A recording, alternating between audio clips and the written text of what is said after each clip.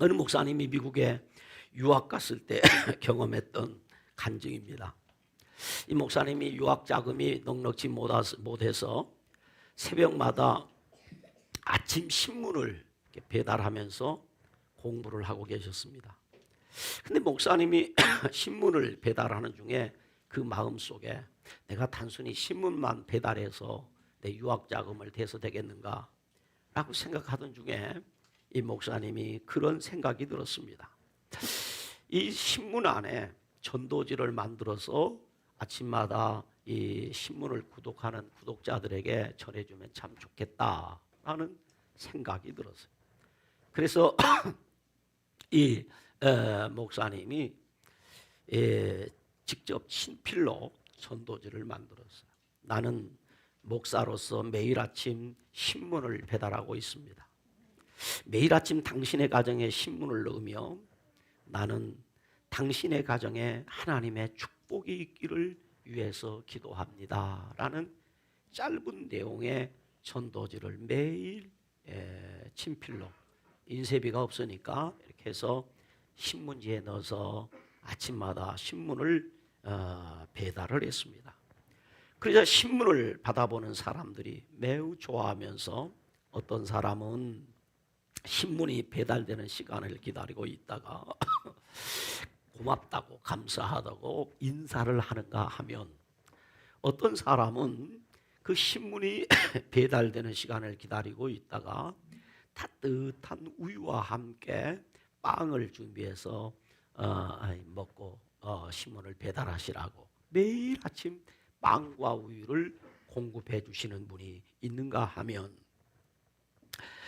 그 사람 신문을 받아보면 매일 받아보는 사람들 마음속에 감동이 생겨요. 그러면서 나도 목사님이 매일 아침 배달해 주는 이 신문과 함께 이 전도지에 있는 것이 기쁨이 생긴 거예요. 오늘 아침에는 뭐라고 전도지에 기록되어 있을까 하면서 믿음을 갖기 시작한 것입니다. 이렇게 시간이 흐르자 그 신문지 안에 들어오는 전도지를 계속해서 받아 있던 사람들 가운데 예수를 믿겠다고 하는 사람들이 생기기 시작했습니다. 그래서 이 목사님은 신문 배달과 함께 자기가 매일 아침 배달하는 그 신문 속에 넣었던 전도지의 열매가 맺는 것을 경험하게 되었습니다. 그런데 이 목사님이 생각지 못한 일이 생겼습니다. 그것은 신문 구독자들이 잘 알고 있잖아요. 지금 유학생이라는 걸 잘 알고 있기에 학교에 등록금을 낼 때가 되면 많은 독자들이 등록금에 보태라고 후원금을 주었던 것입니다. 그래서 이 목사님은 유학 기간을 잘 마치고 그리고 이제 신문 배달을 마치고 한국에 돌아왔다고 합니다. 목사님은 신문 배달을 통해서 전도도 하고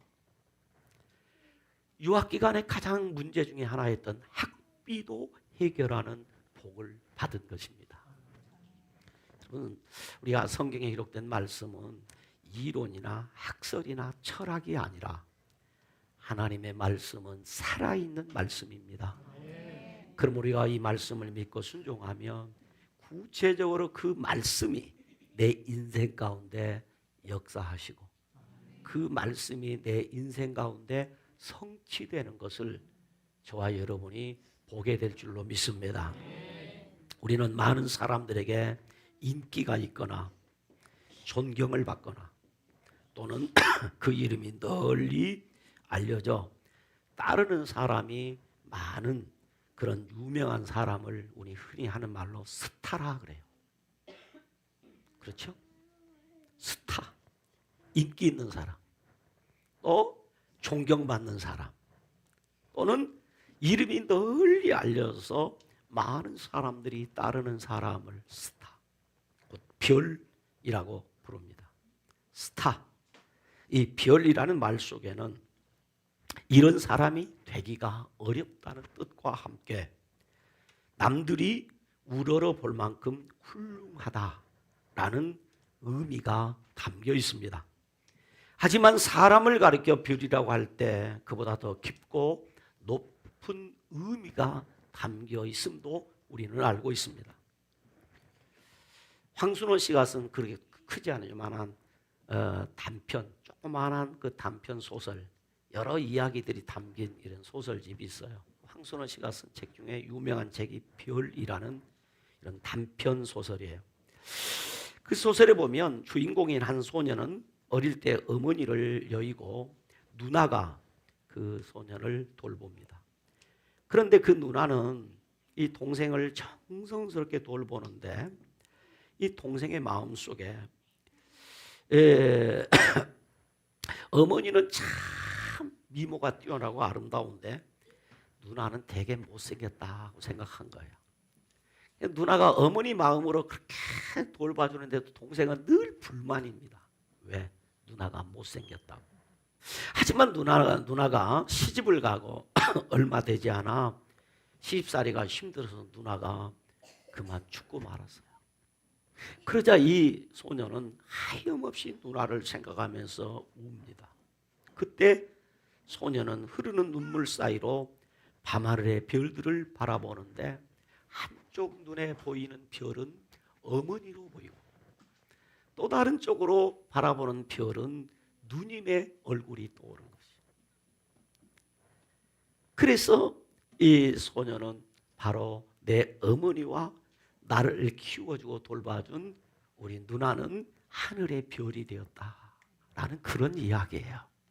사람이 별처럼 빛나고 별같이 보배롭게 존귀하게 보였다는 것입니다. 이것은 영원히 잊지 못할 소중한 사람이라는 거죠. 그러니까 사람을 두고 별이라고 할 때 그 사람은 잊을 수 없는 소중한 사람, 보배로운 사람. 내 인생을 살아가면서 결코 잊을 수 없는 그 사람은 나의 별이라는 거죠. 본문에 하나님께서 별이라고 불러주는 사람이 있다고 했어요. 본문에. 다시 말하면 하나님 앞에 별과 같이 빛나는 삶을 사는 사람이 있다는 것입니다.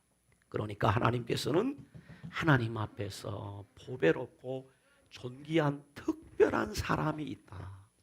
우리가 일반적으로 그렇게 압니다. 하나님은 우리를 사랑하십니다. 하나님이 나를 사랑하십니다. 이것은 성경이 우리에게 가르치는 일관된 가르침이요 교훈입니다. 그런데 하나님이 우리를 다 사랑하고 저와 여러분을 하나님이 사랑하지만은 그 사람들 중에 특별히 하나님께서 별과 같이 빛나는 삶을 산 사람을 별처럼 귀하게 존귀하게 보배롭게 여기는 사람이 있다 이 말입니다. 그래서 오늘 설교 제목이 전도 별과 같이 빛나게 사는 것입니다. 이렇게 설교 제목을 정했어요. 따라서 합시다. 전도 별과 같이 빛나게 사는 것입니다. 전도 별과 같이 빛나게 사는 것입니다. 다시 말하면 하나님의 자녀로서 하나님의 자녀답게 하나님 나라의 별과 같이 빛나게 사는 삶은 곧 전도하는 삶이라는 거예요. 오늘 설교 전체 내용이 본문의 내용이 그래요. 성도로서 성도의 멋과 맛을 가진 사람으로서 멋있고 맛있는 아주 매력적인 하나님 나라 스타로 사는 길은 전도하며 사는 삶이다 그래요. 그렇다면 구체적으로 어떤 성도가 하나님의 눈에 별과 같이 빛나는 사람, 반짝이는 별과 같은 사람, 맛있고 멋있는 매력적인 사람으로 보이는가 하는 것이죠. 본문 1절을 우리 한번 같이 읽어보시도록 합니다. 본문 같이 읽습니다. 시작. 그때 내 민족을 호위하는 큰 군주 미가엘이 일어날 것이요 또 환란이 있으리니 이는 개국 이래로 그때까지 없던 환란이 것이며 그때 내 백성 중 책에 기록된 모든 자가 구원을 받을 것이라 그랬어요. 여기서 보면 본문에 반복해서 나오는 단어가 세 개가 있는데 그 단어가 뭐냐면 그때라는 것입니다. 그때에라는 단어가 세 번이나 반복해서 나오는데 이때가 어느 때인가? 이 그때는 언젠가? 오늘 본문은 말합니다. 그때는 어떤 때냐? 환란의 때입니다. 환란이 있을 것이다. 그때 거는 지금까지 없었던 환란일 것이고 환란의 때. 다시 말하면 마지막 때입니다. 적그리스도가 나타나 자신을 스스로 높여서 사람들에게 자기를 하나님처럼 숭배할 것을 강요하는 때입니다. 적그리스도로부터 엄청난 핍박과 환난을 당할 때가 있다. 우리가 그때가 없기를 바라지만은 그때가 온다는 거죠. 마지막 때는 환난의 때가 분명히 온다.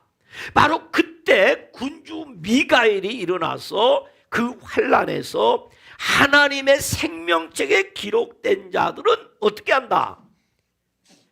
그 하나님의 생명책에 기록된 모든 자는 하나님의 천사 미가엘이 뭐 한다? 구원한다 이 말이에요. 그때는 반드시 구원한다는 거죠. 그러니까 하나님의 천사가 하나님의 택한 백성들을 반드시 구원하도록 구원을, 신앙을, 믿음을 지켜주신다. 그래서 우리가 구원받는 것이에요. 그런데 본문 2절에 보면 그때에 어떤 일이 있습니다. 본문 2절을 같이 읽습니다. 시작. 땅의 티끌 가운데 사는 자 중에서 많은 사람이 깨어나 영생을 받는 자도 있겠고 수치를 당하여서 영원히 부끄러움을 당할 자도 있을 것이며 그랬습니다. 그런데 그때 사람들이 두 종류가 있다는 것입니다. 어떤 사람이냐? 땅의 티끌 가운데서 자는 자 중에서, 이거 죽은 자들이죠. 이미 이 땅을 떠난 자죠. 많은 사람들이 깨어났습니다. 부활한다는 거죠. 예, 부활을 깨어났습니다. 그때 영생을 받는 자도 있겠고 또 뭐 하는 자도 있겠다? 수치를 당하여서 영원히 부끄러움을 당할 자도 있으리라. 그러면 여러분은 우리 그 주님이 오시는 그 마지막 날, 마지막 때에 부끄러움을 당하는 자입니까? 영생을 얻는 자입니까? 그러고 싶은 거죠. 그러고 싶은 건데 그때 다 저와 여러분이 영생을 얻는 자가 되기를 원하지만은 분명히 성경은 말하기를 그 가운데서 부끄러움을 당하는 자도 있다 없다? 그럼 있다는 거죠. 이 가운데서도 영생을 얻는 자가 있고 부끄러움을 당하는 자가 있다는 것입니다. 아멘입니까? 그럼 여러분은 그러면 나는 부끄러움을 당할 것인가? 영생을 얻을 것인가? 하는 고민이 있어요. 요한복음 5장 28절로 29절에 보면 무덤 속에 있는 자들이 재림하시는 주님의 음성을 들을 때에 선한 일을 행한 자는 생명의 부활로, 악한 일을 행하는 자는 심판의 부활로 나오리라 그랬어요. 분명하게 우리 주님이 재림하시는 그날에 생명의 부활로 나올 자도 있고 심판의 부활로 나올 자도 있다. 이걸 여러분 내가 안 믿어도 사실입니다. 믿으셔야 돼요. 아멘. 이 말씀대로 예수 그리스도를 믿음으로 영원한 생명을 얻은 성도들은 부끄러움을 당하지 아니하고 생명의 부활로 나오게 될 것이라는 예언의 말씀입니다. 그러니까 생명의 부활로 나오도록 우리가 이 땅에서 믿음 생활하는 동안에는 어떻게 살라는 얘기를 하냐면 선한 일을 행하며 살아라 그 말이에요. 그러므로 이렇게 분명히 영생을 받는 자도 있고 부끄러움을 당하는 자도 있고 생명의 부활로 나오는 자도 있고 심판의 부활로 나오는 자도 있는데 본문 말씀은 뭐라고 말하냐? 본문 3절은 이렇게 얘기를 해요. 본문 3절을 봅니다. 같이 읽습니다. 시작. 지혜 있는 자는 궁창의 빛과 같이 빛날 것이요 많은 사람을 옳은 대로 돌아오게 하는 자는 별과 같이 영원토록 빛나리라. 빛나게 사는 사람. 부끄럽지 아니하는 영생을 받은 자는 어떻게 사느냐 하는 그 삶에 대해 이야기한 거예요. 신실하고 경건한 삶을 산 신앙의 사람들, 곧 하나님의 말씀을 듣고 그 말씀대로 지켜 행하는 지혜로운 사람들은 하나님 나라에서도 궁창의 빛과 같이 빛나는 사람이 된다는 거죠. 해같이 빛나는 삶이 있다는 것이에요. 그러니까 너희는 어떻게 살아라? 마지막 때가 돌아온다. 종말이 돌아온다. 종말의 때는 두 길로 갈라진다. 부끄러운 점을 당하는 자도 있고 하나님 앞에 존귀 여김을 받아서 영생을 얻는 자도 있는데, 그 영생을 얻는 자보다 더 뛰어난 사람이 있는데, 그 사람이 누구냐면은 궁창에 빛나는 사람, 별처럼 빛나는 사람이 있다는 것입니다. 그러므로 너희는 어떻게 살아라? 별과 같이 영원토록 빛나는 사람의 삶을 살아라, 그 말이에요. 할렐루야. 내가 똑같이 목사가 되었어도 그냥 목사가 아니라 하나님 보시기에 별과 같이 빛나는 그런 목사가 되라. 내가 권사가 됐지만 권사 중에서도 하늘의 별처럼 하나님 앞에 기억되고 새겨지고 빛나는 권사님이 되라.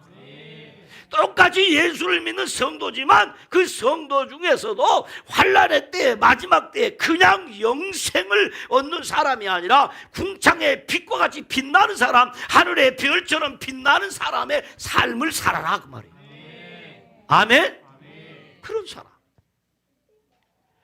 그래도 어떻게 하면 이런 빛나는 삶을 살았냐면, 그때가 돌아오면 이 빛들이 다 어둠의 때가 가니까 사라지는 거예요. 그런데 여러분 아셔야 돼. 어둠이 깊으면 깊을수록 빛 닿지 않은 빛은 다 사라집니다. 그래서 진짜 빛은 더 밝게 빛나는 것입니다.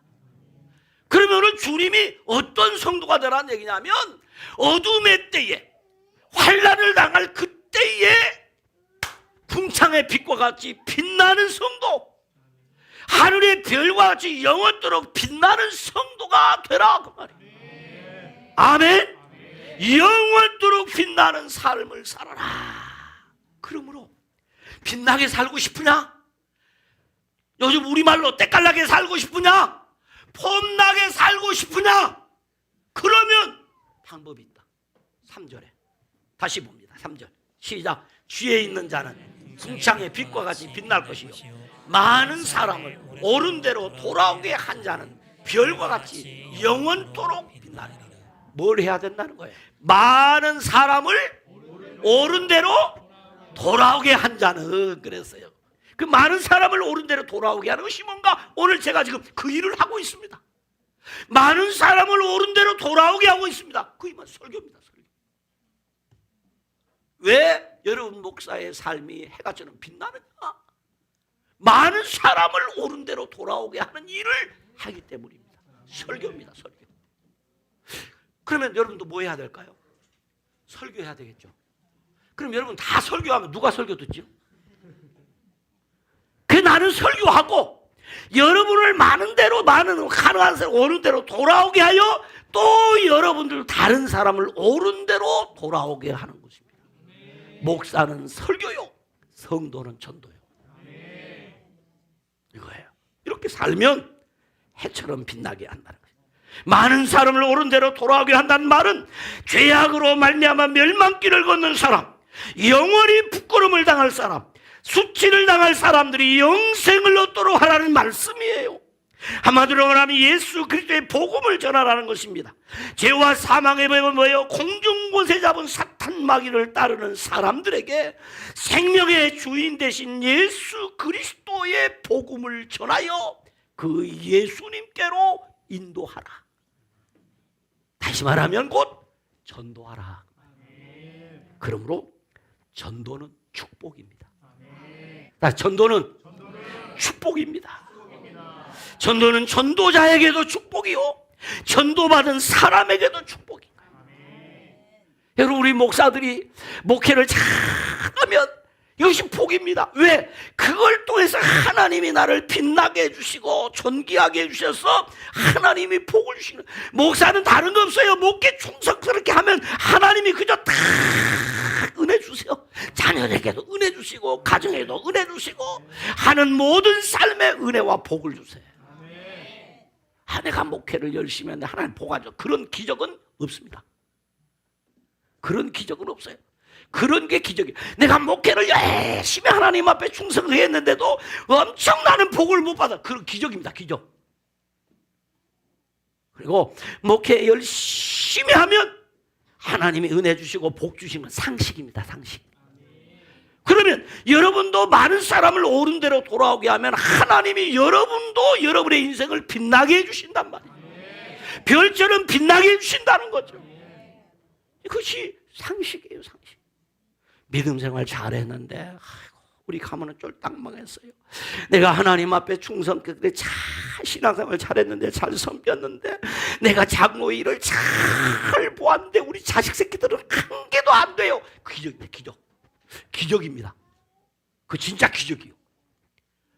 내가 장로 일을 잘 봤더니 하나님 우리 자녀들을 잘되게 하시고 자녀들을 빛나게 하시고 자녀들의 앞길을 인도하시고 자녀들의 형통했더라. 상식입니다, 상식. 그럴 수가 없어. 전도 받은 자에게도 마찬가지. 누구든지 전도 받으면 복을 받습니다. 영생을 얻습니다. 구원을 받습니다. 천국 자녀가 됩니다. 그러므로 전도는 축복입니다. 전도는 축복이다. 우리가 꼭 기억해야 될 것. 하나님께서는 우리에게 복 주시기를 기뻐하신다. 성도는 복을 받아야 하고 복이 되어야 합니다. 복을 받고 복이 되는 사람, 그 삶이 곧 하늘의 별과 같이 빛나는 삶이에요. 그러므로 전도는 축복입니다. 말씀의 결론을 맺습니다. 분명 전도는 우리에게 부담스럽고 쉽지 않은 일인 것은 사실입니다. 부담스러운 일이에요. 그러나 전도에 대한 부담은 거룩한 부담이에요. 그리고 반드시 감당해야 할 부담입니다. 그러므로 전도는 축복입니다.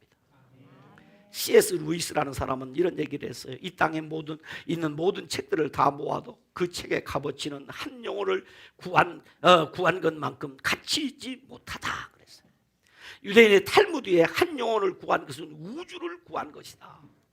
예수님께서는 한 영혼이 온 천하보다 귀하다 그랬어요. 그런데 컬빗 노웅 박사라는 사람이 이런 얘기를 했어요. 오늘날은 옛날 우리의 선조들보다 교육도 많이 받고 좋은 건물과 멋진 교회당을 가지고 있음에도 사람을 구원하지 못하고 있고, 우리는 사람을 낚는 어부가 아니라 너무 멋있는 표현을 했어요. 근데 아주 참 이게 중요한 표현을 했어요. 요즘은 사람을 낚는 어부가 아니라 수족관을 지키는데 지나지 않다. 오늘 교회들이 뭐하고 있냐? 수족관 지키고 있다. 남의 수족관에서 수족관 지키다가 수족관 지키는 사람들이 돼. 남의 수족관에서 서로 고기를 훔치는데 지나지 않다. 남의 수족관에서 가서 고기 훔쳐. 성경 어디에도 남의 수족관에서 고기 훔쳐란 말 없고 어부가 되라고 그랬는데, 사람은 어부가 되는데 어부는 안 되고 수족관 지키고 있다가, 요즘 그런 얘기, 우리 목사님들 세계에 그런 얘기 합니다. 있는 교인 현상주의만 잘해도 잘한 것이다. 이건 수족관 지키기입니다. 우리는요 그런 게 아니고 길을 잃고 사는 사람들에게 생명의 길로 인도해야 되고요, 구원을 얻지 못한 자에게 구원을 얻도록 해야 돼요. 근데 왜 교회가 그런데 이렇게 되어버렸느냐? 이유가 있다는 거죠. 이거 제 생각입니다. 왜 그렇게 되냐? 오늘 교회가, 목사님들의 설교가 전도 설교가 사라져버렸습니다. 왜 목사님들의 설교가 전도 설교가 사라졌냐? 교인들이 듣기 싫어한다는 거예요. 교인들이 부담스러워한다는 거죠. 그래서 목사님들이 강단에서 전도 설교를 하지 않으니까 성도들이 전도 설교를 듣지 않으니까 전도하는 것을 싫어해. 그래서 교회는 전도 설교가 사라지고 교회는 전도하는 성도들이 사라져버려요. 그래서 교회에 하나님의 축복도 사라졌다는 거예요. 그러면 반대로 목사가 다시 전도 설교를 하여 성도들이 전도를 하면 하나님의 축복이 다시 온다. 그래서 고린도서 1장 21절에 이런 말씀을 해요. 고린도서 1장 21절에 같이 읽습니다. 시작. 하나님의 지혜에 있어서는 이 세상이 자기 지혜로 하나님을 알지 못하므로 하나님께서 전도에 미련한 것으로 믿는 자들을 구원하시기를 기뻐하셨도다. 하나님은 세상의 지혜로운 방법이 아니라 사람들이 그렇게 싫어하는, 전도 설교 싫어하고 전도 싫어하는데 전도라고 하는 미련한 방법으로 하나님께서 믿는 자들을 택하여 구원하기를 기뻐하신다. 그러니까 뭐 하라고요? 뭐 하라고요? 전도하라고. 전도는 뭐라고요? 그럼 전도할 것입니까? 네, 그럼 끝냅시다. 기도합니다. 하나님 아버지 고맙습니다. 아무리 전하고 아무리 들어도 우리가 부족한 것을 인정할 수밖에 없습니다. 그러므로 우리가 주의 말씀에 순종하겠습니다. 주여 말씀대로 우리 가운데 역사해 주셔서 우리가 그 말씀에 순종함으로 말씀 속에 담겨진 보화를 발견하여 그 보화를 내 것으로 삼아 살기를 원합니다. 순종함으로 우리가 전도하며 살기를 원합니다. 하나님, 우리가 전도가 축복이라는 것을 체험적으로 알게 하여 주옵소서. 예수님 이름으로 기도드리옵나이다. 아멘.